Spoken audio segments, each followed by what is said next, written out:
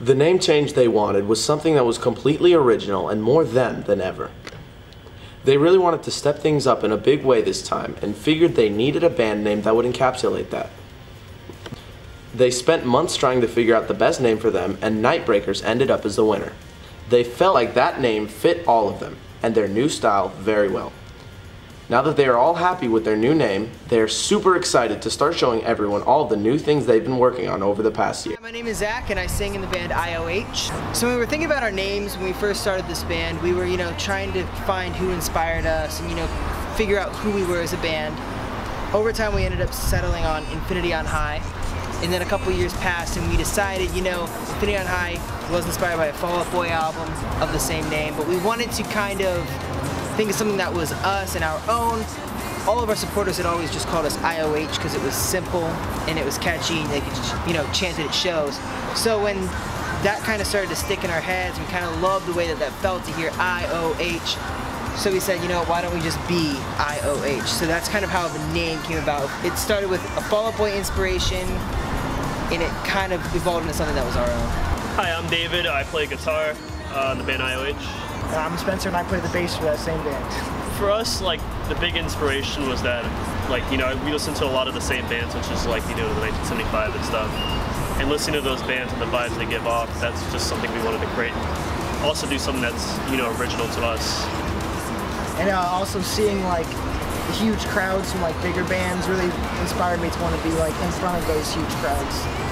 What up, I'm Dan and I play guitar. What up, I'm Logan and I play drums. So our first gig as a full band like this lineup was in Berg's Live in I think 2017, and it was actually a competition to play 97X Backyard Barbecue. Yeah, I was really scared because it was my first time playing with them, and I was really scared that if we didn't win, they'd kick me out.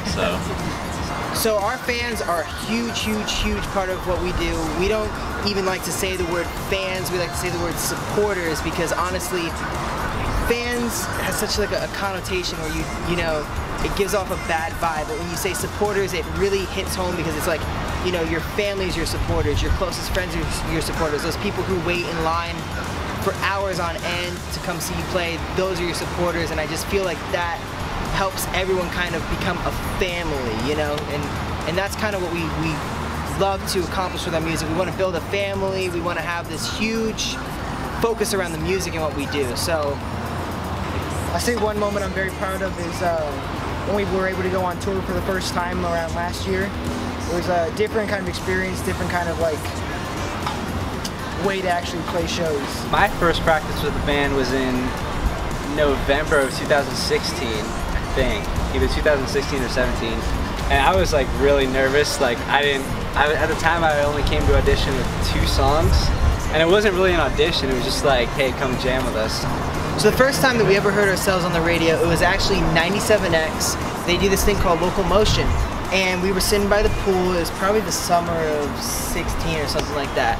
And all of a sudden, one of our friends texted us and they're like, hey, did you guys submit to be on the radio? And we were like, yeah, why? They're like, because you're about to play. And we ran to my car, we turned on the radio, and we were like, no way. And it was just the coolest thing, because even though it was on a local level, it was still us being on the airways, it was us being exposed to, the masses for the first time, other than just playing shows. Dan called me up, wanted to know if I can come jam with them. I'm like, sure, why not? And there was, cameras everywhere, and I was really intimidated, but somehow I got through it.